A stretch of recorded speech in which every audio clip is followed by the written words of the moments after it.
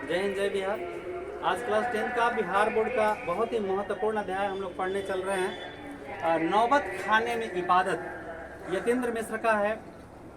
आज हमारे इस कहानी के साथ साथ कहानीकार भी जिन पर सरस्वती साक्षात विराजमान है, एक ऐसे कहानीकार और कहानी के माध्यम से ये हमारे भारत रत्न, बचपन का नाम अगर उनका बोल दूं तो अमीरुद्दीन या कमरुद्दीन है, लेकिन आज के लोग उनको नाम से जो जानते हैं वो उस्ताद बिस्मिल्लाह खां, यानी पूरा कह दूं तो भारत रत्न उस्ताद बिस्मिल्लाह खां के बारे में आज हम लोग जानेंगे। ये भारत रत्न क्या कहूँ, विश्व रत्न भी कह दिया जाए तो कम पड़ जाएगा, क्योंकि इन्हें पूरे विश्व में दो धर्मों का ज़्यादा बोलबाला है और ये दो धर्मों के जोड़ने के लिए एक पुल नहीं बल्कि सड़क का काम किए हैं। ये दोनों धर्मों के बीच ऐसा सामंजस्य स्थापित किए जिसे अलग नहीं किया जा सकता है।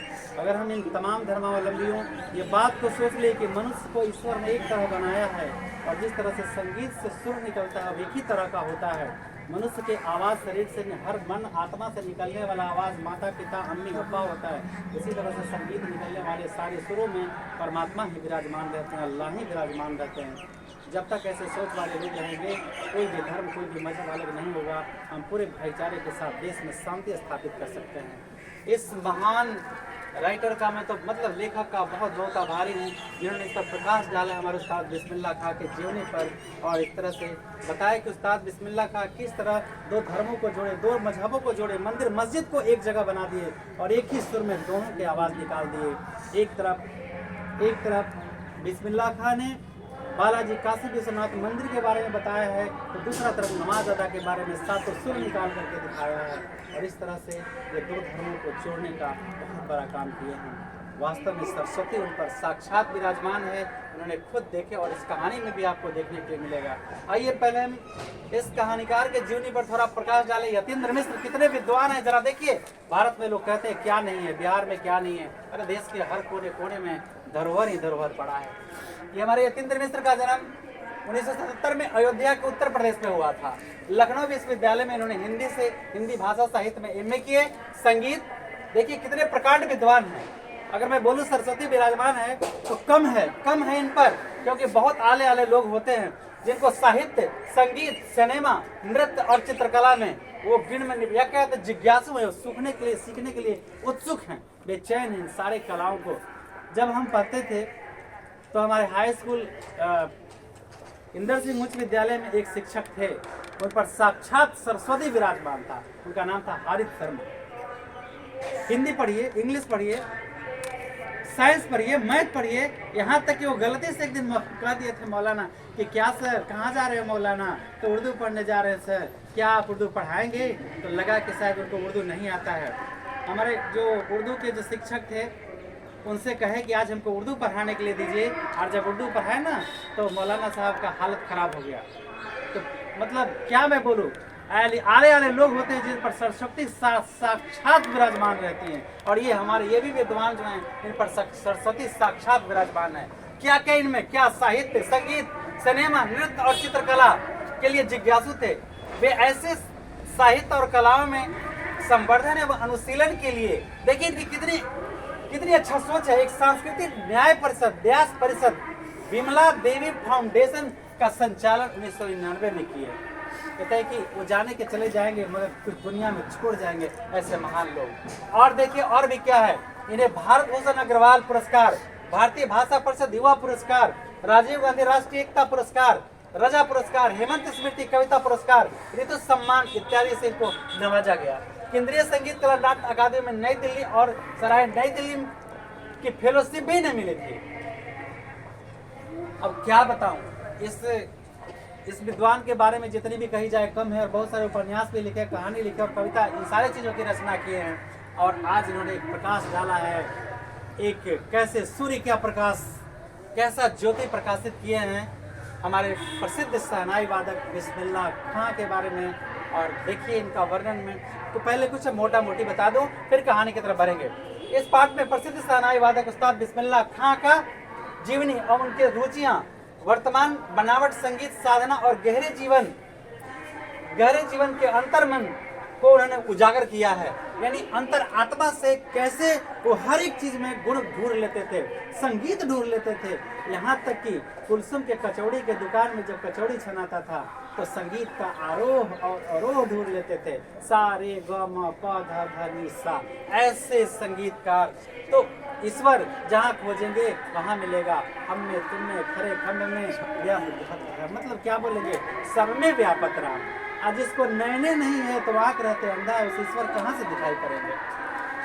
क्योंकि उसके पास अहंकार का बादल छाया हुआ है। अहंकार के बादल में ईश्वर नहीं मिलते हैं। गहरे जीवन उड़ाक संवेदना के साथ इन्हें प्रकट किया गया है। एकदम गहरा संवेदना के साथ अपने लेखनी से उनके जीवन के परिचय को बिछा कर रख दिए हैं। जिसको दर्शन करना है साक्षात दर्शन करिए।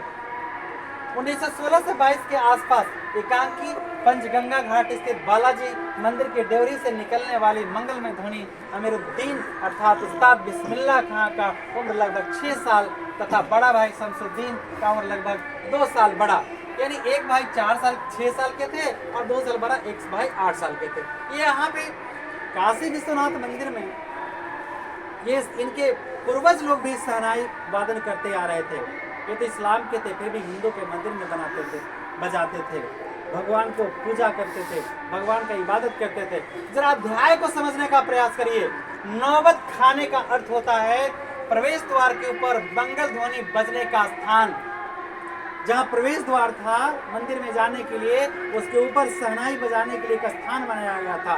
उसकी बात करते इबादत और पूजा पाठ, जो भी भगवान को नाम ले याद करे या जो भी करे, यानी सुर से भगवान को याद कर लेते थे। परमात्मा को, बालाजी को, हनुमान जी को वो सुर के माध्यम से परमात्मा को दिल से जोड़ लेते थे। ऐसे शहनाई वादक इतने मेरे महान, आज हम बहुत भाग्य हैं जो हम इनके बारे में जानने का एक प्रयास कर रहे हैं। ये मेरे लिए माध्यम तो है यतीन्द्र मिश्रा जी। इनके 2 मामा थे, सादिक हुसैन और अली बख्श। ये देश के जाने माने शहनाई वादक थे। देखिए, एक कलाकार के जीवन में सफलता की कुंजी उनका परिवार होता है। क्योंकि कहा जाता है माता पिता दादा दादी ये गुरु प्रथम पाठशाला होते हैं घर पे।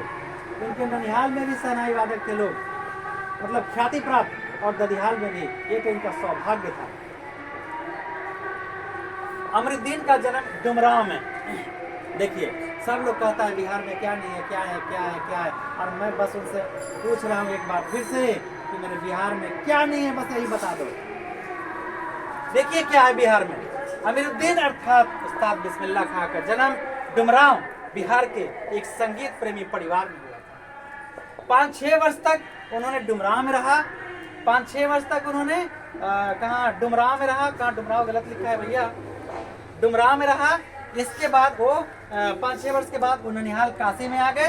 तो इनके मामा भी, आप अभी देखिए कि इनके उम्र में इनके 2 मामा थे, सादिक हुसैन और अली बख्श हुसैन। वो दोनों देश के जाने माने शहनाई वादक थे। और उस्ताद बिस्मिल्लाह खां के भी दादा परदादा महान शहनाई वादक थे। आगे भी हम देखेंगे। इनके दादा परदादा उस्ताद सलार हुसैन खां डुमरांव निवासी थे। बिस्मिल्लाह खां का उस्ताद पैगंबर बख्श और मिट्ठन के छोटे साहबजादे, ये मतलब इनके दादा परदादा भी शहनाई वादक और मशहूर कलाकार थे। बिस्मिल्लाह खां की उम्र 14 वर्ष। अब देखिए बिस्मिल्लाह खां 14 वर्ष काशी में रहते हैं। इनका उम्र 14 साल में ये पहुंचते हैं और शहनाई वादन का काम इनको मिल जाता है। और वहीं पे मंदिर, बालाजी मंदिर में, काशी विश्वनाथ में शहनाई बजाते हैं। इनका उम्र 14 वर्ष है। वही पुराना बालाजी का मंदिर जहां बिस्मिल्लाह खां को नौबत रियाज के लिए जाना पड़ता था। और अब इसी जगह ये शहनाई वादन का काम करते हैं और इनको 50 पैसा मिलता है और महीना। यह का आगे देखिएगा कहानी में। अभी मैं शॉर्ट में इनको निचोड़ निकाल दिया, फिर कहानी जस्ट तुरंत अभी बताएंगे। हाँ, वो रसूलन भाई और बतूलन भाई के रास्ते से होकर के जाता था। और ये दोनों इनकी प्रेरणा है, बतूलन भाई और रसूलन भाई, यानी बतूलन और रसूलन, ये दोनों संगीत प्रेमी थे, बहुत अच्छे संगीत गाते थे। और यही प्रेरणा के इनके स्रोत हैं। बिस्मिल्लाह खां के ऊर्जा के स्रोत यही 2 बहनें हैं। जब अमीरुद्दीन अर्थात मेरे खान साहब को खुशी मिलती थी जब ये दोनों गाती थी, और ये प्रेरणा के स्रोत नहीं, युद्ध से खुदा नहीं मांगा, केवल सच्चे सुर मांगे। ये हमारे उस्ताद बिस्मिल्लाह खां साहब खुदा से कभी धन दौलत नहीं मांगे, केवल एक ही चीज मांगे थे, सुर, केवल सुर। संगीत में सुर की मांग किए थे। एक बार शिष्या कुछ इनसे कही थी, तो सवाल आगे हम दिखाएंगे। खुदा से कुछ नहीं मांगा, केवल सच्चे सुर मांगे। इनके साथ और इनकी सहनाई के साथ मुस्लिम पर मुहर्रम जुड़ा है। ये हुसैन परिवार के खानदान से आते हैं। इनके ये मुहर्रम से बहुत लगाव था। 10 दिन का शायद मुहर्रम चलता था। इस बीच ये सहनाई नहीं बजाते थे, शोक मनाते थे उनके याद में। हजरत हुसैन के याद में ये शोक मनाते थे। 8वां दिन, 10 दिन का जो पर्व होता था, उसमें 8वां दिन कई किलोमीटर, शायद 8-10 किलोमीटर पैदल चलते हुए सहनाई बजाते थे गम का। इसे कहते हैं धर्म को जोड़ना। कितना आदमी बड़ा हो जाए और अपना मजहब, अपना धर्म भूलता नहीं है और दूसरे के धर्म को कभी अपमानित नहीं करता है। देखिए हमारे इतने महान कलाकार दोनों धर्म से जुड़े थे। जितना इनको इस्लाम से लगाव था, उतना ही हिंदू के ग्रंथ, पवित्र ग्रंथ से, बालाजी हनुमान मंदिर से लगाव था इनका। तो लोग कहते हैं अडजल गगरी छलकर जाए, ज्ञान नहीं हो मेरे तोड़ते हो, मेरे देश को तोड़ते हो, मेरे धर्म को सीख लो, सबक लो। ये हमारे महान विद्वान से, कलाकार से। ये 8 किलोमीटर पैदल बेसुरा बार राग बजाते जाते थे, क्योंकि शोक था। उनकी आंखें शहादत में नम रहती थी। उनके पसंदीदा, हाँ कुछ और भी था, उनकी पसंदीदा हीरोइन थी सुलोचना। और खाने में थे कुलसुम की कचौड़ी, कुलसुम के घी की, कुलसुम की दुकान थी हलवाइन, उसके यहाँ से घी की कचौड़ी खाते थे। जब वो छानती थी कचौड़ी, उसमें भी उन्हें संगीत नजर आता था। इतने संगीत प्रेमी थे, उनको आरो नजर आता था। जब इनके पसंदीदा हीरोइन थी सुलोचना।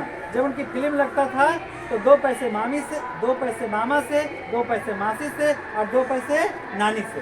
2 पैसे मामा से, 2 पैसे नानी, 2 पैसे मासी से, 2 पैसे नानी से। कितने पैसे हुए? टिकट कितने का मिलता था? 6 पैसे का। 6 पैसे हो गए। ये ऑब्जेक्टिव आएगा। टिकट कितने पैसे के मिलते थे? मामा से कितने पैसे मांगे? नानी से कितने पैसे मांगे? और 2 पैसे मासी से। 6 पैसे हो गए। सनाई बजाने पर उन्हें मंदिर में 98 मजदूरी के रूप में मिलता था। मजदूरी का ही नाम का 98 मिलता था।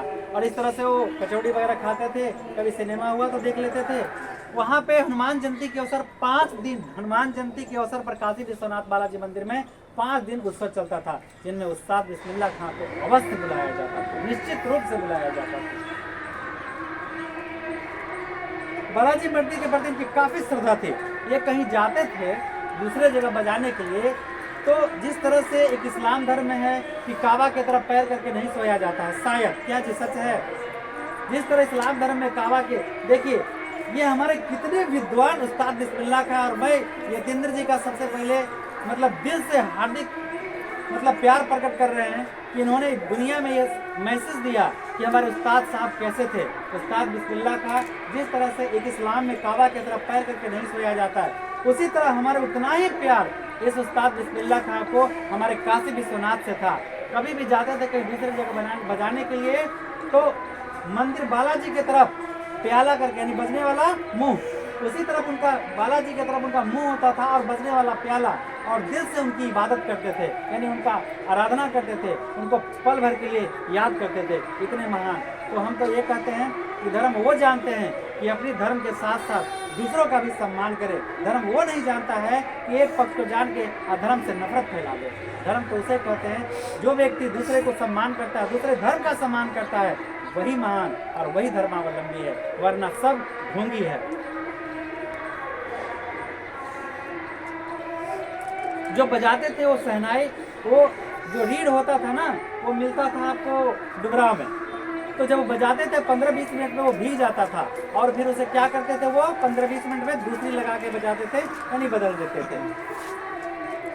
अब कुछ चीजें बहुत इसमें इम्पोर्टेंट है। विश्वनाथ से न बिस्मिल्लाह खां को अलग किया जा सकता है, न बिस्मिल्लाह खां को काशी विश्वनाथ से अलग किया जाता है, न उनकी बांसुरी को अलग किया जा सकता है, न काशी विश्वनाथ को अलग किया जा सकता है। ये सब एक दूसरे के पूरक हैं।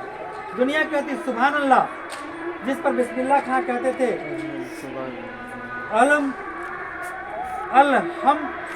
अल्हम्दुलिल्लाह, जिसका मतलब होता है कि मेरी तारीफ न करे, उस खुदा की तारीफ करे, उस खुदा की इबादत करे, उस खुदा का हम पैगाम देते हैं दुनिया वालों को। देखिए कितना अच्छा बात बोले हैं कि तारीफ मेरी न किया जाए। उस खुदा परवरदिगार ने हमें सुर दिया है और उसी सुर के माध्यम से हम दुनिया को आनंदित करते हैं, आनंद विभोर करते हैं। वो खुदा का दिया हुआ है, इसलिए खुदा के खुदा का लोग इबादत करें, उसे माने। मेरी कितनी औकात है, ऐसा हमारे महान विद्वान भारत रत्न उस्ताद बिस्मिल्लाह खां का मानना था। और यही बात वो कहते भी थे कि अगर शुक्रिया अदा करना है तो उस परवरदिगार का करो, खुदा का करो, ईश्वर का करो, भगवान का करो। शहनाई के फूंक में अजान की तासीर उतरते थे। वो इतने महान कलाकार थे कि शहनाई के आवाज में अजान को उतार देते थे, शहनाई की आवाज में भगवान को उतार देते थे। लोग अंतर अनुभूति करते थे परमात्मा का, बालाजी मंदिर, हनुमान मंदिर का, और सारे दृष्टांत उसमें अदृश्य शक्तियां उनमें दिखाई पड़ती थी। ऐसे वो शहनाई बजाते थे। एक बार उनकी शिष्या ने कहा कि गुरुजी आप बताइए, इतने भारत रत्न इतने महान हैं और फटी लुंगिया क्यों पहने हुए हैं? उन्होंने कहा, 10 पगली, ये भारत रत्न हमें फटी लुंगिया पर नहीं मिली है, हमारे सुर पर मिली है। खुदा फटा सुर न बख्शे। यही मैं खुदा से इबादत करता हूँ कि हमें सुर अच्छा दे और लोगों को हम आनंदित करते रहें, सारे लोगों को जोड़ते रहें। सोचिए, एक महान व्यक्ति जो होते हैं, इन कपड़ों में कुछ नहीं रखा है, कपड़ों में आए, बिन सिलाए कपड़ों में आए हैं और बिन सिलाए कपड़ों में ही चला जाना है। नए में पुराने में आए हैं और नया में लिपट के जाएंगे, और इससे ज़्यादा क्या चाहिए।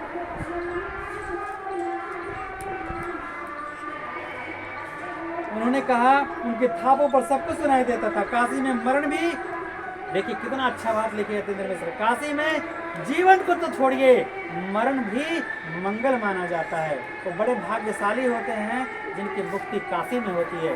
जिस तरह से इस्लाम धर्म में ये सबसे बड़ा काबा में माना जाता है, मक्का मदीना में अगर जिसकी मृत्यु हो जाए तो जन्नत, और अगर काशी में किसी हिंदू की मृत्यु हो जाए तो जन्नत, ऐसा लिखा है, ऐसा बताया गया है। काशी आनंद कानन अर्थात ऐसा बगीचा है जिसमें 8 पहर आनंद ही आनंद दिखाई पड़ता है। हाँ साहब, सुर तमीज हीरा हैं जो दोनों कौमों को, भाईचारे को जोड़ते रहते हैं। उन्होंने जोड़ने का पूर्ण काम किया है और ये संगीत के नायक ही नहीं, महानायक हैं। 90 वर्ष भरी पूरी आयु में 21 अगस्त 2006 के ये दुनिया को अलविदा कह गए। इसीलिए मैं कई बार बता चुका हूँ, कबीर ने कहा था, कुछ ऐसी करनी कर चलो, मैं हंसूं जग रोए। ये तो कहानी का भी हम एक सारांश बताए हैं। अब कहानी की तरफ बहुत सारे टॉपिक हैं जो बहुत इंपॉर्टेंट है, और इसमें हमको किताब का सहारा लेना पड़ेगा। अभी बस पल भर में बता देखिए, हम किताब में देखते हैं, इसमें कुछ लिखा है 1916 से 1922 के आसपास देवरी का नौबत खाना और नौबत खाने में निकलने वाली मंगल ध्वनि। उस समय कमरुद्दीन का उम्र 6 साल और शमसुद्दीन उसके बड़े भाई का उम्र 9 साल था। इनको नहीं पता था कि सुर क्या होता है, और आगे देखते हैं इनके शब्दों के वजन, धीरे धीरे ये सीख रहे थे शहनाई बजाना। अमीरुद्दीन शमसुद्दीन के मामा दो, इनके दोनों मामा 2 थे, सादिक हुसैन और अली बख्श। ये देश के जाने माने शहनाई वादक थे और रियासत के दरबार में ये बजाने के लिए जाते थे। मंदिर में विग्रहों को पता नहीं कितनी समझ थी, रोज बदल कर ये एक तरह तरह के अच्छे धुन निकालते थे और अच्छे धुन बजाते थे। ये खानदानी पेशा था इनके परिवार का, अली बख्श के घर का। उनके अब्बा जान भी यही डोरी में शहनाई बजाते थे। अब ये देवरी का जहाँ ये बादशाह क्या आगे, अमरुद्दीन का जन्म डुमराव में हुआ था, बिहार के एक संगीत प्रेमी परिवार में। 5-6 वर्ष इन्होंने डुमराव में बिताया, उसके बाद ये काशी चले आते हैं। वहाँ जो शहनाई बजाने के लिए रीढ़ होता है वो मिलता है आपको, कहाँ मिलता है? डुमराव। इसीलिए वहाँ उस्ताद बिस्मिल्लाह खां के लिए और उस नरकट के लिए जो वहाँ मिलता है, इसलिए वहाँ डुमराव प्रसिद्ध है। सवाल है, डुमराव किस लिए प्रसिद्ध है? तो डुमराव उस्ताद बिस्मिल्लाह खां के लिए प्रसिद्ध है, और शहनाई बजाने का जो नरकट है वहाँ नदियों के किनारे मिलता है, यानी पोखर वगैरह के किनारे। देखा, आसपास के नदियों के कछाड़ों पर ये पाई जाती है। फिर अमीरुद्दीन जी हम सबको प्रिय हैं, उनके उस्ताद बिस्मिल्लाह खां साहब हैं। इनके परदादा उस्ताद सलार हुसैन खां डुमराव निवासी थे। बिस्मिल्लाह खां उस्ताद पैगंबर बख्श खां और मिट्टन के छोटे साहबजादे थे। साहबजादे लड़का होता है। इनके पिताजी का नाम उस्ताद बिस्मिल्लाह खां, उस्ताद पैगंबर खां और मिट्टन के छोटे साहबजादे थे। इनके पिता का नाम पैगंबर खां था। बिस्मिल्लाह खां 14 वर्ष की उम्र में बालाजी मंदिर आते हैं और नौबत खाने में रियाज के लिए जाना पड़ता है, मगर एक रास्ता बालाजी मंदिर जाने के लिए एक और था। कहाँ से? रसूलन बाई और बतूलन बाई के यहाँ से होकर के जाता था। ये दोनों इनकी प्रेरणा के स्रोत है, ऊर्जा के स्रोत है। इन दोनों के संगीत बहुत प्रिय लगते थे और यही प्रेरणा दिए जिससे संगीत की दुनिया में, शहनाई की दुनिया में काफ़ी आगे निकले। इन्होंने खुद कहा है अपने ढेरों साक्षात्कार में, बिस्मिल्लाह खां साहब ने स्वीकार किया है कि उन्हें अपने जीवन के आरंभिक दिनों में संगीत के प्रति आसक्ति इन्हीं गायिका 2 बहनों से सुनकर हुई थी। एक प्रकार से उनकी अबोध उम्र में अनुभव की स्लेट पर संगीत की प्रेरणा वर्णमाला सुनाई रसूलन बाई और बतूलन बाई ने ही उकेरी थी। यानी इन्हीं दोनों की प्रेरणा से ये शहनाई वादन में आगे बढ़े। देखिए, कहा जाता है कि वैदिक इतिहास में इसका शहनाई का कोई उल्लेख नहीं है, पर इसमें संगीत शास्त्र के अंदर सुधीर वाद्य यंत्रों में गिना जाता है। देखिए, वाद्य यंत्र जो होते हैं वो 4 प्रकार के होते हैं। अभी हम बता देते हैं वाद्य यंत्र 4 प्रकार के कौन कौन होते हैं। जो बजाने वाला यंत्र होता है वो 4 प्रकार का होता है। एक होता है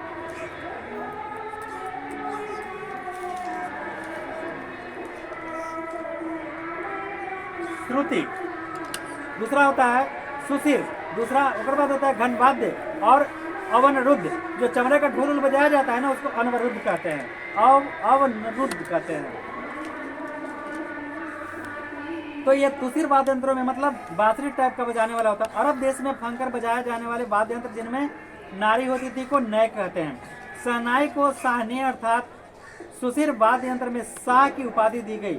16वीं शताब्दी के उत्तरार्ध में तानसेन के द्वारा रची गई बंदिश जो संगीत राग कल्प द्रुम से प्राप्त हुई। ये शहनाई मुरली, बंसी, श्रृंगी सीख से बनता है एवं मूर्छंग आदि में वर्णन मिलता है।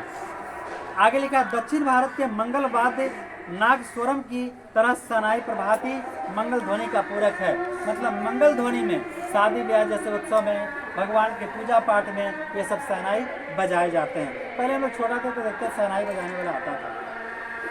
शहनाई की इसी मंगल ध्वनि के नायक बिस्मिल्लाह खां साहब 80 बरस से सुर मांग रहे थे। सच्चे सुर की नेमत, मतलब कह रहे थे या खुदा मुझे अच्छा सुर दे दे। 80 बरस की 5 वक्त वाली नमाज इसी सुर को पाने की प्रार्थना में खर्च जाती। लाखों सजदे इसी एक सच्चे सुर की इबादत में खुदा के आगे झुकते हैं। वे नमाज के बाद सजदे से गिड़गिड़ाते हैं, मतलब भगवान से गिड़गिड़ाते हैं, अल्लाह से गिड़गिड़ाते हैं, परवरदिगार से गिड़गिड़ाते हैं। क्या मांगते हैं वो? ऐ मेरे मालिक एक सुर बख्श दे।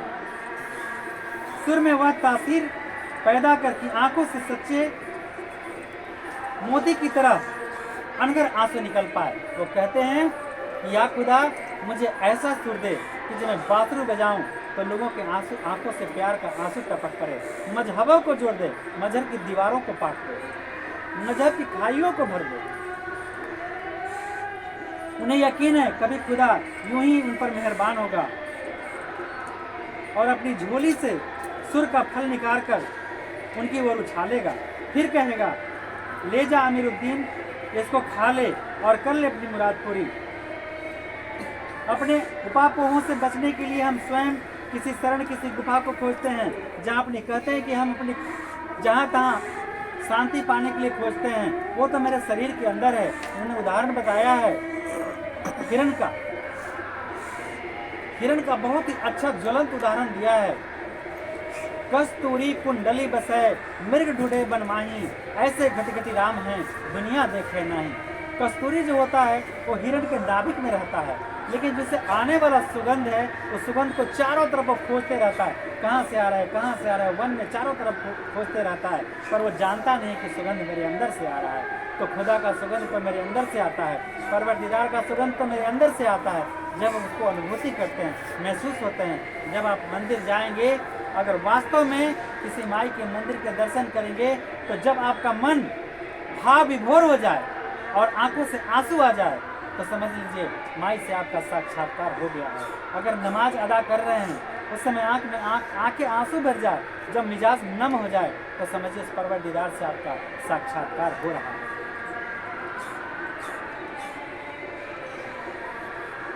उसी की कल्पना हमें किए हैं। इन्होंने साफ बताया, हिरण अपनी महक से परेशान होकर पूरे जंगल में वरदान को खोजता है जिसकी महक उसी में समाई हुई है। 80 बरस से बिस्मिल्लाह खां यही सोचते आए हैं कि सातों सुर को बरतने की तमीज उन्हें सलीके से अभी तक क्यों नहीं आई। एक अच्छा व्यक्ति जो गुण को अपने अंदर खोजते रहता है उसे तब तक जब उसे लगेगा कि हमारे अंदर सारे गुण आ गए हैं तो उसके अंदर समझ लो अहंकार आ गया है। अहंकार का सबसे बड़ा तराजू यही है कि अपने आप को परिपूर्ण समझना।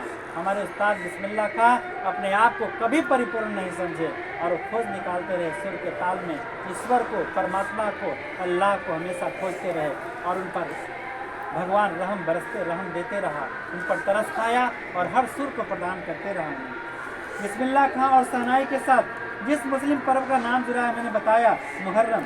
मुहर्रम के दिन इमाम मुसलमान हजरत इमाम हुसैन उनके वंशजों के प्रति आज़ादारी मतलब नम होकर के उनके गम में गमगीन हो जाते हैं और ये पर्व 10 दिन का चलता है।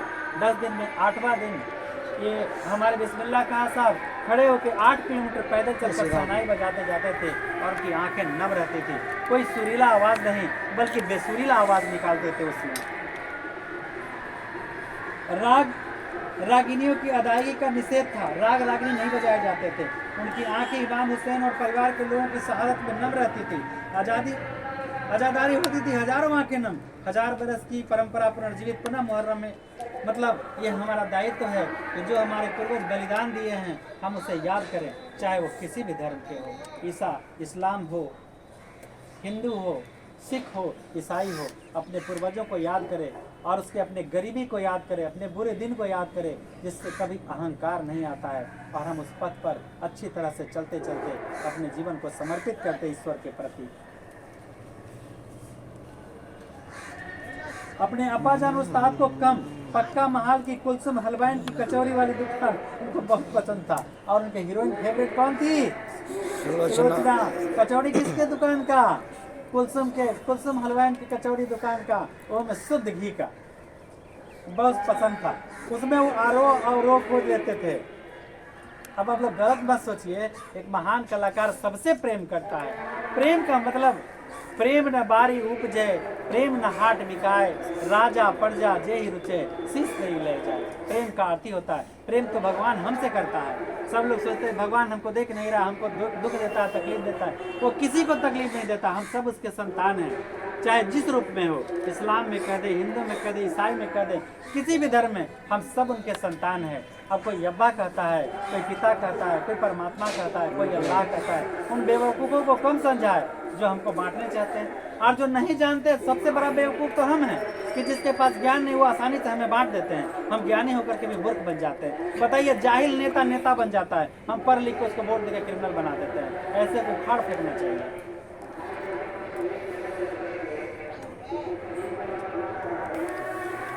ये अमीरुद्दीन यानी खां साहब 4 साल की उम्र में शहनाई के बारे में जैसे नारायण के बजाते थे ना, तो उसमें ढूंढते थे कि कौन मीठा आवाज़ निकलता है। बांसुरी खोजते रहते थे। इस तरह से धीरे धीरे अभ्यास करते गए। मतलब किसी चीज़ के प्रति प्रेम होना चाहिए, सीखने का जिज्ञासा लालसा होना चाहिए। अभी नहीं कि माँ बाप भेजेगा डंडा लेकर तो पढ़ने आओगे, और फिर मास्टर मारेगा डंडा से तो कहाँ पढ़ोगे। ऐसे बच्चे केवल ब्याह करने के लिए पढ़ते हैं, लड़का हो या लड़की। लेकिन जिसको पढ़ना है वो कहेगा नहीं कि हमको पढ़ना है। उस्ताद बिस्मिल्लाह खां की तरह चमक जाएगा, देश का रत्न बन जाएगा।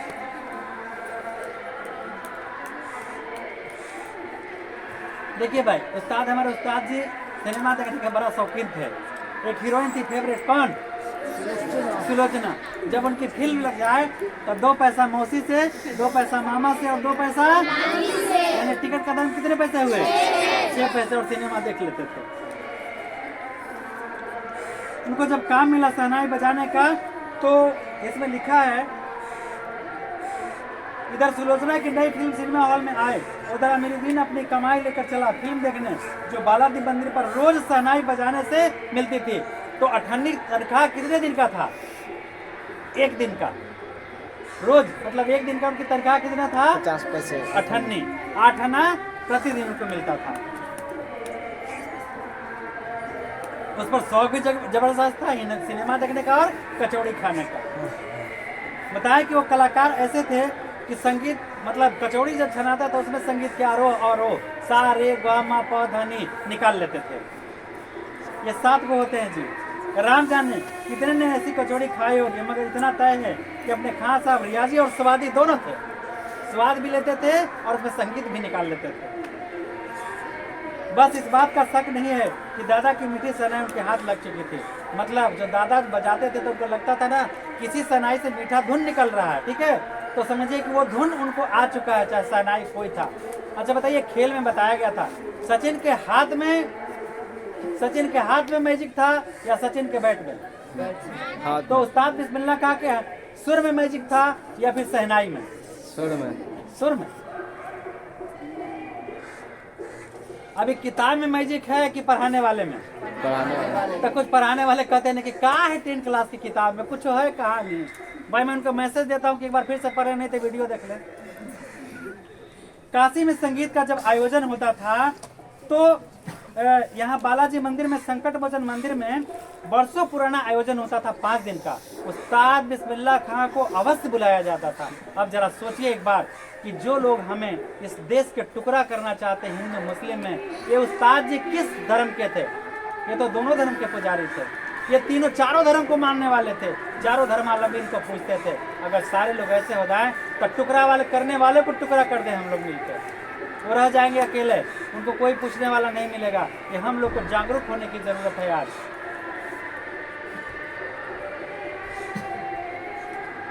तो जयंती, हनुमान जयंती के अवसर पर ये 5 दिन का शास्त्रीय आयोजन होता था।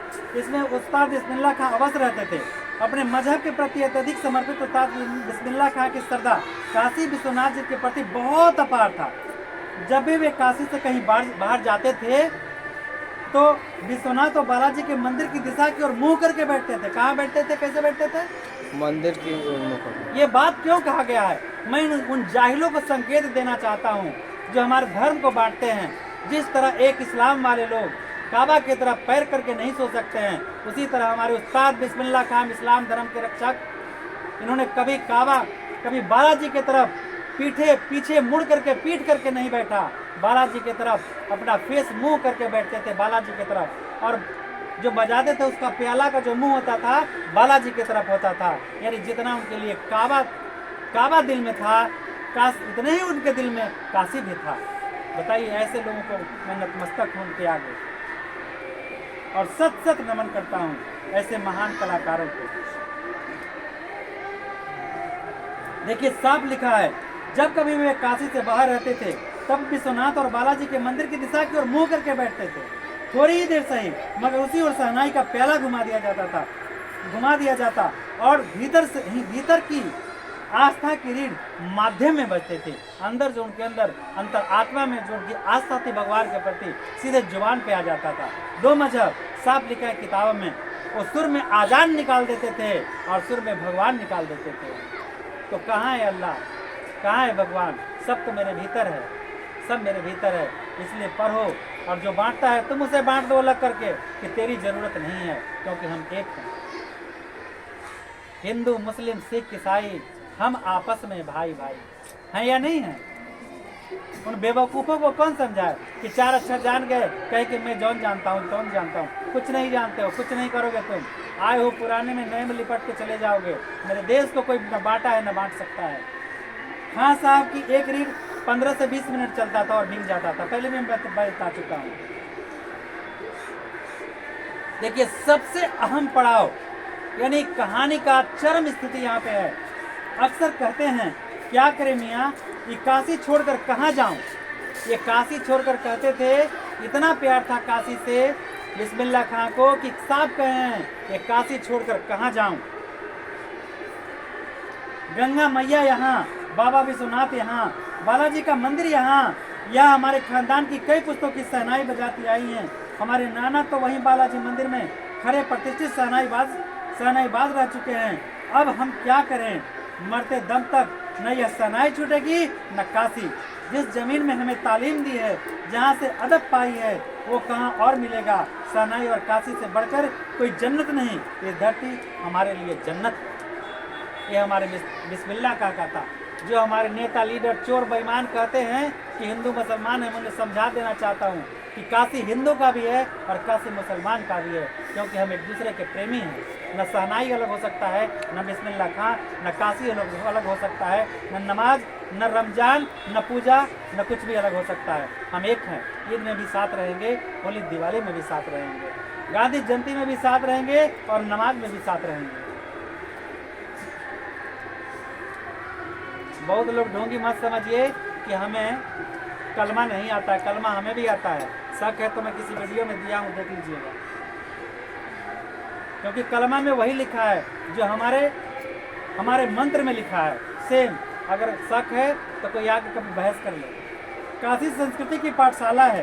शास्त्रों में आनंद कारण के नाम से मतलब एक ऐसा बगीचा, एक आनंद कारण मतलब ऐसा बगीचा जहाँ 24/8 पहर आनंद ही बिखेरता रहता है, वो मेरा काशी है।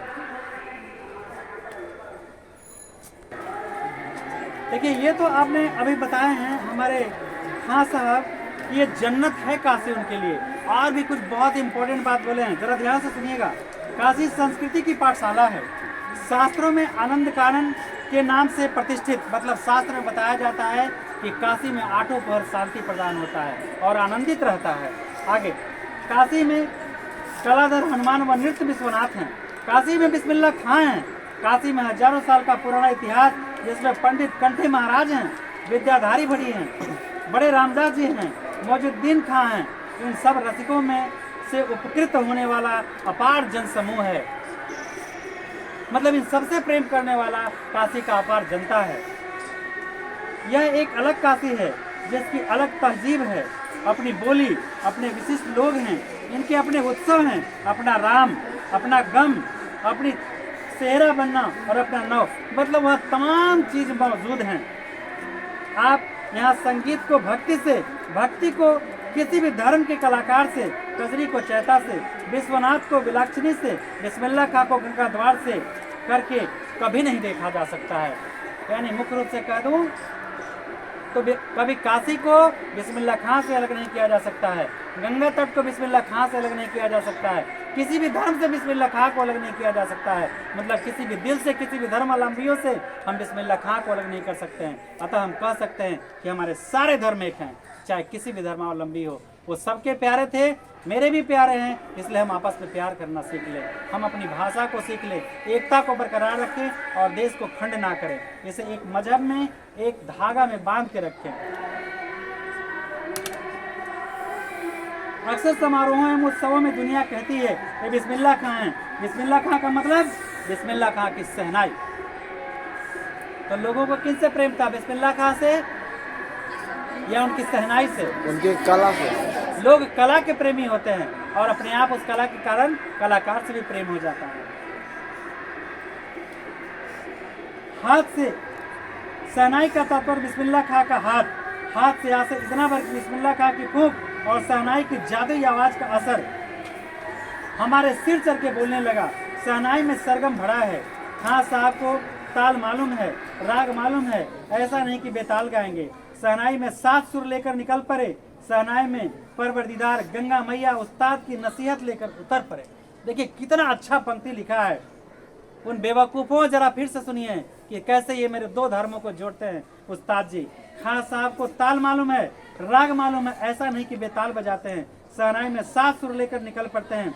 सहनाई में परवरदिगार अल्लाह भगवान चाहे जो कहें, गंगा मैया उस्ताद की नसीहत लेकर उतर पड़ते हैं। यानी अपने सुर में वो गंगा मैया को, हनुमान जी को, अल्लाह को नमाज में हर तरह से उतार लेते हैं। ऐसे विद्वान को कौन नमन नहीं करेगा, कौन उनके लिए नतमस्तक नहीं होगा। दुनिया कहती सुभान अल्लाह, जिस तरह बिस्मिल्लाह खां कहते थे अल्हम्दुलिल्लाह, जिसका मतलब होता है जो आप हमें दे रहे हैं प्यार, उसके लिए वो परवरदिगार हम पर मेहरबान है। आप उसकी मेहरबानी अदा करिए, उसको याद करिए। वो हमें रहम देता है, आपसे प्यार देता है। इसलिए परवरदिगार को अपने दिल में बसाइए, ईश्वर को अपने दिल में बसाइए, उसका शुक्रिया अदा करिए कि मुझे इतनी अच्छी सुर दी और मैं आपको इस सुर बिखेरता हूँ। छोटे छोटे उपज से मिलकर बड़ा ही आकार बनता है। सहनाई का करतब शुरू होने लगा। बिस्मिल्लाह खां का संसार सुरीला होने लगा। फूंक में अजान की तासीर उतरती चली गई। देखिए मैं फिर एक बार दोहराता हूँ, शहनाई का मतलब, मैं फिर एक बार दोहराता हूँ, शहनाई का मतलब करतब शुरू होने लगा, बिस्मिल्लाह खा का संसार सुरीला होने लगा, फूंक हुआ, सुरीला हुआ, फूंक में आजान की तस्वीर, वो फूंक में आजान को भी उतारते थे। अब बालाजी के मंदिर में क्या वो अजान पढ़ेंगे या वहाँ का भजन पढ़ेंगे? तो बताइए, ऐसे महान कलाकार जो दोनों धर्मों को जोड़ रहे हैं, वो खाई नहीं सड़क बना के, पुल नहीं, वो सड़क बना रहे हैं, दोनों धर्म को जोड़ने का काम कर रहे हैं। इसलिए हम लोगों को इनसे प्रेरणा लेकर के सारे धर्मलाभियों को एक हो जाना चाहिए। हमें मिलकर देश की तरक्की, समाज की तरक्की, गांव की तरक्की, सबकी तरक्की के बारे में सोचना चाहिए, न कि हमें जाति और धर्म के नाम पर लड़ना चाहिए। उन जाहिल नेताओं को मैं आह्वान करता हूँ, कभी सभी जाति और धर्म के नाम पर मत बांटो हमारे देश को। केवल एक ही जाति है हमारा, भारतीय, और हम तरक्की की राह पर ले चलें और ये पूरे दुनिया में मैसेज फैला दे। जिस तरह हमारे आर्यभट्ट ने पूरे दुनिया को, मेरे बिहार के आर्यभट्ट ने पूरे दुनिया को मैसेज दिया गणित में, उसी तरह नेता लोग भी पूरे दुनिया को मैसेज दें। ऐसा नेता बने जो विश्व उन्हें जाने और पूरे धर्मों को एक साथ, सभी धर्मावलंबियों को लेकर चले, जोड़ कर चले। और हम सभी धर्मावलंबियों से विनती विनम्र करते हैं कि मिलकर रहें, आपस में एक समझें, एक देखें, एक रहें, क्योंकि हम जिस तरह आए हैं माँ से, उसी तरह ये दुनिया से भी जाएंगे। आप भी फटे में आए हो, नए में जाओगे, मैं भी, सभी धर्मावलंबी हूँ, सब एक तरह, इसलिए हम लोग मिलकर रहेंगे। देखते देखते शहनाई 1.5 शतक के साज से, वो पहले 1.5 शतक का साज जानते थे और 2 शतक साज तक पहुंच गए। अभ्यास करते करते, इतना अभ्यास करते थे। आज तो 4 लाइन लोग पढ़ लेते हैं और टाइम टाइम बोलते हैं मैं विद्वाने हूँ। इस पर भी ये व्यंग किए हैं। इसके पहले ये व्यंग किए थे कौन? पंडित बिरजू महाराज भी, कि कम जानने वाले अपने आप को विद्वान। ये हमारे ये भी कलाकार, ये भी महान कलाकार थोड़ा सा तंज कसे हैं, क्योंकि ये प्यार से तंज कसते हैं। साजों की कतार में सरताज हो गई, देखिए महान बन गए वो। अमीरुद्दीन की शहनाई गूंज उठी, उस फकीर की दुआ लगी जिसने अमीरुद्दीन से कहा था बजा बजा, कोई सुर का प्यारा होगा, प्यार लगाओ। इसी तरह मैं कहता हूँ, अरे यार पढ़ो पढ़ो, तुम में से कौन कलेक्टर बनेगा, कौन क्या बनेगा, कोई नहीं जानता है, कोई नहीं जानता। इसलिए दिल लगा के पढ़ो। और देखो, एक गांव से उठ के जमीन की बुलंदियों को छुआ। भारत रत्न ये मेरा देश पैदा किया है, ये भारत रत्न मेरा बिहार पैदा किया है। डॉक्टर राजेंद्र प्रसाद, उस्ताद बिस्मिल्लाह का कितना का नाम गिनाऊं जो भारत रत्न है। परमवीर चक्र विजेता अल्बर्ट टिक्का, कितना का नाम बताऊं। उन बेवकूफ़ों को कहता हूं जो कहते हैं कि बिहार में क्या क्या है, मैं पूछता हूं क्या नहीं है, यही बता दे आके हमको चैनल से। अमीरुद्दीन की शहनाई गूंज उठी, उस फकीर की दुआ लगी जिससे अमीरुद्दीन को कहा था बजा बजा यार बजा। किसी दिन एक शिष्य ने डरते डरते उनसे कहा, गुरुजी आप तो भारत रत्न हैं, ये फटी लुंगिया क्यों पहने हैं? तो बड़ी प्यार से कहते हैं, दत्त पगली, ये हमें लुंगिया पर भारत रत्न नहीं मिला है, भारत रत्न तो हमें सुर पर मिला है। और खुदा से इबादत करते हैं, कहते हैं कि मुझे खुदा फटा सुर न बख्शे। लुंगिया तो आज फटी है, कल सिल जाएगी। बहुत इंपॉर्टेंट है, सवाल आता है, लुंगिया आज फटी है, कल सिल जाएगी, सब प्रसंग व्याख्या करें। तो लिखेंगे, प्रस्तुत पंक्ति हमारे पाठ्य पुस्तक नौबत खाने में इबादत से लिया गया है, जिसमें महान विद्वान कलाकार कहानीकार यतीन्द्र मिश्रा इसके माध्यम से बताना चाहते हैं कि एक विद्वान की विद्वता से पहचान होती है, जिस तरह से हमारे उस्ताद बिस्मिल्लाह खां को शहनाई से पहचान हुई थी, न कि उनकी लुंगिया से। इसलिए कपड़ों में कुछ नहीं रखा है, रखा तो है अपने कर्मों में। कर्म और साधना के बल पर हम जो चाहे हासिल कर सकते हैं। इस पंक्ति के माध्यम से हमारे महान कलाकार बिस्मिल्लाह खां ये दुनिया को मैसेज संवाद देना चाहते हैं। बात समझ में आया? चलते हैं थोड़ी सी आगे। अब कहते हैं कि वक्त बीतता गया, 2000 के आसपास आया तो कला प्रेमी घटते गए। कला प्रेमी आजकल नया नया म्यूजिक देखिए, तो कहीं कलाकार अच्छा आ जाए, डांसर आ जाए अच्छा, तो आजकल लोग अलग नजरिया, बजाने वाले को सोचते हैं कि पैसा कमाने वाला है। आज कोई कला का प्रेमी नहीं होता है, लेकिन सच्चा उस्ताद जैसे कलाकार होंगे ना, तो हर जगह हर लोग को झुमा देंगे, चाहे कोई भी हो, किसी भी मजहब का हो। पक्का महल काशी विश्वनाथ से अलग एक इलाका है, मलाई बर्फ बेचने वाले जा चुके थे। मतलब धीरे धीरे वहाँ का जो अहमियत है वो खत्म होने लगा, कमने लगा, किसी चीज का वजन मतलब वैल्यू कमने लगा। अब देसी घी में वह बात कहाँ, घी भी मिलावट का हो गया। कहाँ कचौड़ी व कचौड़ी जलेबी, खां साहब की बड़ी शिद्दत से कमी खलती है। कुछ लोग जब वहाँ से चले गए, अच्छे अच्छे लोग, तो उनको कमी अब महसूस हो रही है बिस्मिल्लाह खां जी को। अब संगतियों के लिए गायकों के मन में कोई आदर नहीं। अब अच्छे लोग सुनने वाले नहीं है तो गाने वाले को कोई सुनेगा तब ना। तो चलिए आज को साइंस को एक हम मतलब क्या बोले शुक्रिया अदा करें कि आज यूट्यूब के माध्यम से अच्छे अच्छे कलाकार अपने पथ को प्रशस्त कर रहे हैं, आगे बढ़ रहे हैं। खां साहब को अफसोस जताते हैं, अब घंटों रियाज को कौन पूछता, हैरान है बिस्मिल्लाह खां, कहाँ वह कलची चैती। और अब देखिए गांव घर में चैता होता था, अब होता है कोई मतलब ही नहीं है। क्या प्यार, एक दूसरे से मिलना जुलना, आदर सम्मान भाव, ये सब कुछ खत्म हो गया। सचमुच हैरान करती है काशी, पक्का महाल से जैसे मलाई बरफ गया। संगीत साहित्य और अरब की बहुत सारी परंपराएं लुप्त होती गई। जो हमारे अंदर संस्कार है वो सब लुप्त होते जा रहा है। आज सब लोग भगवान को भी रिश्वत देते हैं, 1001 रुपया दे देंगे हैं कि भगवान हम। अरे बेवकूफ, चाहे काबा जाओ चाहे काशी जाओ, उससे ईश्वर न काबा में न कैलाश में। ईश्वर न काबा में है न कैलाश में है, वो तो केवल मन के विश्वास में है। अपने माँ बाप को भूखे रखते हो, घर से निकाल देते हो, पानी के लिए नहीं पूछते हो, और काबा काशी जाके तुम्हें मुक्ति मिलने वाला है? कभी नहीं मिलने वाला है, कभी नहीं। पहले अपने माँ बाप की सेवा करो, फिर काबा काशी की यात्रा करो। एक सच्चे सुर के साधक और सामाजिक, देखिए बिस्मिल्लाह खां कैसे यहाँ पे दुख प्रकट किए हैं कि आज लोगों के अंदर से इंसानियत खत्म होते जा रहा है। लोग जो अपने माँ बाप को नहीं पूछते वो भगवान को क्या करेंगे? भगवान से तो सिर्फ मांगते हैं। अरे वो मेरा पिता है, भगवान मेरा पिता है, उसको पता नहीं है कि हमको क्या देना है। हम मांगेंगे तो दे देगा, उसको जब मर्जी होगा, जब जरूरत होगा, महसूस करेगा कि इसे देना चाहिए तभी वो देगा। तो उसके आगे मांगे या फिर कर्म करें। बिस्मिल्लाह खां मांगते थे या कर्म करते थे? अब मेरा पप्पू कहाँ कहाँ जाके कर। काशी जिस तरह बाबा विश्वनाथ और बिस्मिल्लाह खां एक दूसरे के पूरक रहे हैं, उसी प्रकार मुहर्रम, तजिया और होली, अबीर गुलाल की गंगा जमुनी संस्कृति भी एक दूसरे के पूरक। देखिए कितना अच्छा बात बोले हैं। काशी में जिस तरह बाबा विश्वनाथ और बिस्मिल्लाह खां, बिस्मिल्लाह खां को बाबा के प्रति अपार श्रद्धा है। वो नमाज भी पढ़ते हैं और बाबा की पूजा इबादत भी करते हैं। और भी कहते हैं उसी तरह मुहर्रम, तजिया और होली का अबीर गुलाल, सभी रंग में वो सराबोर रहते हैं। यानी सभी लोगों के साथ उनको प्रेम था। तो आज सब जगह के अगर हिंदू, मुस्लिम, सिख, ईसाई आपस में मिल के रहने लगे तो कोई भेदभाव होगा? कभी नहीं होगा।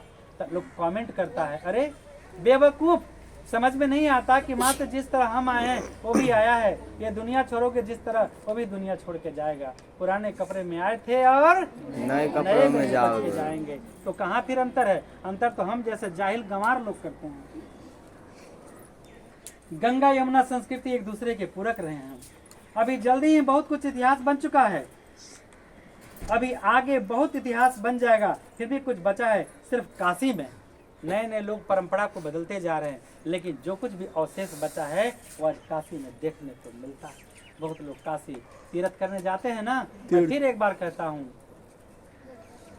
भगवान न काबा में है न काशी में है, वो कहाँ है? मन के विश्वास में। वो मन के विश्वास में। अब अभी आगे बहुत कुछ इतिहास बनना बाकी है, वो सिर्फ काशी में अभी बचा हुआ है। काशी आज भी संगीत के स्वर पर जगती है और उसी के थाप पर सोती है। यानी आज भी सुर संगीत काशी में विराजमान है। काशी में मरण भी मंगल माना जाता है। सब लोग कहते हैं ना कि इस्लाम में हज, कहाँ उसको बोलते हैं जी? मक्का। हमें उसकी मृत्यु हो जाए तो शायद कफन लेके लोग जाते हैं जी, कफन लेके जाते हैं। अगर वहाँ मुक्ति हो जाए तो जन्नत मिल गया, और काशी में लोग मर जाए तो जन्नत मिल गया। तो बहुत सारे लोग काशी में जलाने के लिए जाते हैं। अरे माँ बाप को भूखे मुआ दिया, काशी में जलाओगे तो माँ बाप को स्वर्ग मिल जाएगा? बेवकूफ, भर पेट खिलाओ, शाहपुर के गंगा जी में जला दो, मुक्ति तुम्हें भी मिल जाएगा, तेरे माँ बाप को भी मिल जाएगा। कभी उनके मन को मत दुखाओ। एक चलिए बात बता दूं, एक बार भगवान कृष्ण पर चोरी का आरोप लगा। किस चीज का? मक्खन का। तो मैया मुंह में लगे पकड़ लिया। मैया देखिए, तुम लोग अपने माँ बाप को मत रुलाना। अगर ये जान के रुलाओगे ना तो कभी तुम्हें मुक्ति नहीं मिलेगा। ये बात का मेरा पूरा मन से विश्वास है। कृष्ण तरह तरह के बहाने देते रहे, मैया मैं नहीं माखन खायो, मैया कहे तू नहीं माखन खाया, कहे मैया मैं नहीं माखन खायो, कहे कन्हैया तू नहीं माखन खाया।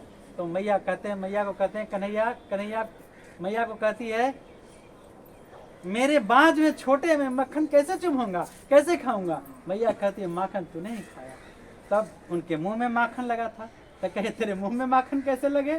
तो बोले ग्वाल बाल सब बैर पड़े हैं, बरबस मुख लपटायो, मैया मोरी मैं नहीं माखन खायो। मैया कहती है नहीं, ये तेरे बहाने हैं कि तेरे दोस्त लगा दिए, तूने ही माखन खाया। जब सारे बात खत्म हो गए तब तो लोग मम्मी पर प्रहार करती है ना, ऐसा बात बोलो कि मैया रो दे। कन्हैया भी यही काम किया। मैया कन्हैया को कहे मैया जानी पर आयो जायो। जैसे ही कन्हैया ने कहा ये बात, इसका मतलब आप जानती हैं, अरे माँ तुम मुझे पराया जान रही है, इसीलिए हम पर आरोप लगा रही है। माँ की आंखें भर आई। जैसे ही कन्हैया ने कहा मैया जानी पर आयो जायो, माँ की आंखें भर आई। कन्हैया सोचे अब तो माँ रो देगी। यशोदा माता मुड़ जाती हैं और आंसू जैसे ही टपकने वाला था, कन्हैया हाथ पर उसे छान लेते हैं और सर पे लगा लेते हैं। अगर वो कन्हैया माँ के आंसू, अगर यशोदा माता के आंसू जमीन पर गिर जाते तो प्रलय मच जाता। शायद एक बूंद आंसू का इतना कीमत है। तुम लोग तो माँ को रुलाते हो। अरे हम भी रुलाए, मेरी माँ नहीं है, कभी माफ़ी मांग सकते हैं उससे। तो तेरी माँ है, मत कर गलती मेरे तरह कि तो माफ़ी मांगने का तुम्हें अवसर न मिले। ठीक है, कोई माँ को नहीं रुलाएगी ना, कभी झूठ नहीं न बोलेगी, पक्का वादा करती है। जो नहीं करेगी उसको हम अपने गुरु मुक्ति से मुक्त नहीं करेंगे और इन जीवन भर रह जाएगा। इसलिए अपनी माँ को मत रुलाना। तो आज भी कहते हैं कि वहाँ आज भी जन्नत सा नसीब पता चलता है, एहसास होता है। कहाँ? काशी में। उसी तरह वृंदावन में, वृंदावन की गलियों में, पेड़ों में, बगीचों में लगता है कृष्ण वहाँ मौजूद हैं। आप देखिए रामायण में पंचवटी, पंचवटी आप नाम सुने हैं? पंचवटी। और वहाँ क्या है, कौन नदियाँ हैं? मंदाकिनी नदी में आज भी वहाँ लगता है राम मौजूद हैं, उसके कण-कण में व्याप्त हैं। तो काशी में भी अगर अंतर मन से हम भगवान को खोजेंगे तो हर मस्जिद में, हर नमाज में, हर मंदिर में ईश्वर का दर्शन होगा। और सबसे बड़ा ईश्वर तो मेरे घर में है। कौन है?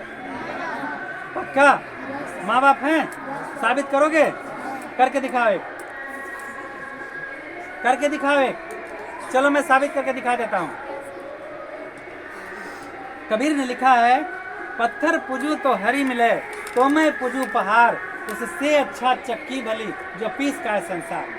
तो जाहिल विद्वान लोग समझाते हैं कि पत्थर के पूजा करने से अगर भगवान मिलता है तो पहाड़ के पूजा करो, बड़का भगवान मिलेगा। लेकिन मेरे समझ से, हम जो जाहिलों के समझ से है कि अगर पत्थर पूजू तो हरी मिले, पत्थर के पूजा करने से भगवान मिलता है, तो मैं पूजू पहाड़। अरे मेरे मूर्खों, समझो उस पहाड़ पर कौन बैठा है? कैलाश पर शिव, शिव बैठा है ना। उससे अच्छा चक्की भली जो पीस खाए संसार। उनका बेटा क्या किया था? परिक्रमा। क्या किया था? परिक्रमा। उनका परिक्रमा करके पूरा किया था ना। उसी तरह अपने माँ बाप की सेवा करो, उनकी परिक्रमा करो, उनकी पूजा करो। सबसे बड़ा जन्नत वही है। सारे धर्मों में एक ही बात लिखा है। तो कहाँ कहते हैं कि सब धर्म अलग अलग है? बस थोड़ी सी और भैया, मैं वापस बैठ जाऊँ। उस्ताद बिस्मिल्लाह खां को भारत रत्न मिला। भारत से लेकर इस देश के ढेरों विश्वविद्यालय में मानद उपाधियों से अलंकृत एवं संगीत नाटक अकादमी पुरस्कार एवं पद्म विभूषण जैसे सम्मानों से नहीं, बल्कि अज्ञेय संगीत यात्रा के लिए बिस्मिल्लाह खां साहब भविष्य में हमेशा संगीत के नायक बने रहेंगे। अंत में लिखा है, 90 वर्ष की भरी पूरी आयु में 21 अगस्त 2006 को संगीत रसिकों की हार्दिक सभा से हमेशा हमेशा के लिए खां साहब विदा हो गए।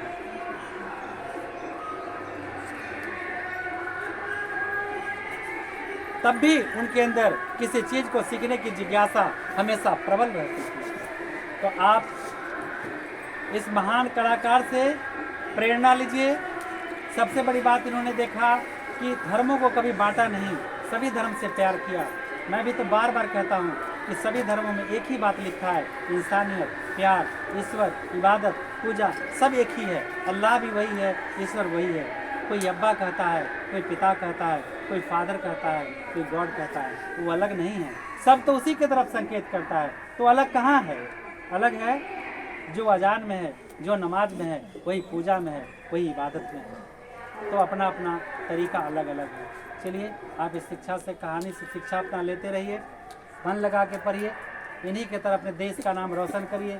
आपके अंदर अहंकार का तराजू कभी ना आने पाए, ताकि तौलते रहिए। जिस दिन लगे कि हम संपूर्ण हो चुके हैं तो समझ लीजिए आपके अंदर अहंकार आ गया है, उसे निकाल फेंकिए। ठीक है, इसी के साथ समाप्त करते हैं। जय हिंद, जय बिहार।